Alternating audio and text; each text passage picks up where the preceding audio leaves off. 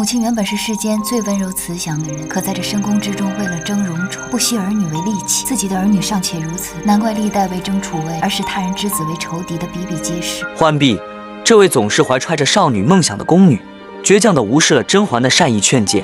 她披上了一件华丽而高贵的衣裳，宛如绽放的牡丹，傲然地展示着自己的美丽。不巧的是，这个时刻恰巧被玲珑撞见了。浣碧是姐姐的陪嫁丫头，她素日的穿戴也比别人好些。她不爱穿戴也就罢了，浣碧她再高也是个下人，赏给她那当小主您是什么？深宫夜色如墨，宴会上灯火辉煌，甄嬛身处其中，心头却泛起一片涟漪。眼前繁华盛景，触动了她深藏心底的思绪，让她不禁悄然离席，寻找一片宁静之地。她踏着夜色，漫步至桐花台，只见月色如水，桐花飘落，如同一幅静谧而诗意的画卷。就在甄嬛沉浸于这宁静之美时，一道熟悉的身影映入眼帘。果郡王，那位曾与她有过千丝万缕联系的男子，此刻也出现在这桐花台上。两人目光交汇，恍若隔世。甄嬛心中涌起一股复杂的情绪，既有惊喜，也有淡淡的忧伤。果郡王微微颔首，似是在向甄嬛致意。他的目光中流露出几分关切和温柔，仿佛能够洞察甄嬛内心的波澜。甄嬛轻轻一笑，心中的感慨如泉水般涌动，却又不知从何说起。两人并肩而立，欣赏着夜色中的桐花台，月光如水洒在他们身上，仿佛为他们披上了一层梦幻的光华。甄嬛心中的涟漪渐渐平息，取而代之的是一份淡淡的宁静和温暖。她知道，在这深宫之中，有一个懂她的人陪伴在身边，便是一种难以言表的幸福。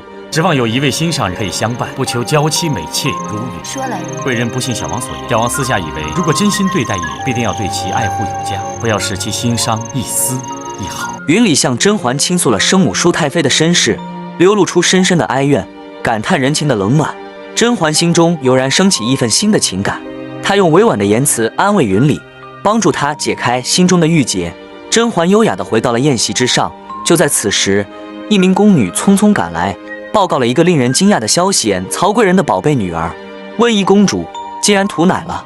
这一突发事件令帝后以及在场的其他人感到十分意外，他们的脸上都露出了惊讶和关切的表情。太医来瞧过了吗？太医前几日已经瞧过，说是娘胎里带的弱症，加上时期入热才会这样。原本已经见好，不知今日怎么会反复？温宜公主的病势愈发严重，让皇帝忧心如焚。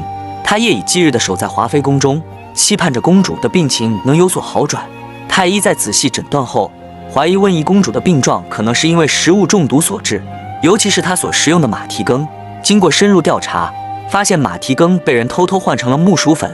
此事一出，宫中议论纷纷。只有婉贵人宫里让人在4日前来领过木薯粉，甄嬛也因此被卷入其中，遭受了无端的怀疑和指责。皇帝对甄嬛在夜宴上突然离席，长时间不归的行为产生了疑问，并质问是否有人能证明她的清白。在这个关键的时刻，长期抱病的端妃站了出来，坚决为甄嬛作证，使得这场风波得以平息。虽然皇帝心中仍有疑虑，但为了平息朝中的议论，他选择让皇后来处理这件事。你看着办，只一条，不许纵容了这种捕风捉影的恶行。曹琴墨目睹女儿遭受磨难，内心充满无奈与痛苦，对华妃的怨恨在暗中滋生。随后，曹贵人意识到自己的女儿被华妃所利用，心疼不已，对她的忠诚开始动摇。你看见曹贵人去接文宜公主时是什么样子？哎呦，高兴的就差点没飞起来，直奔华妃娘娘那儿去。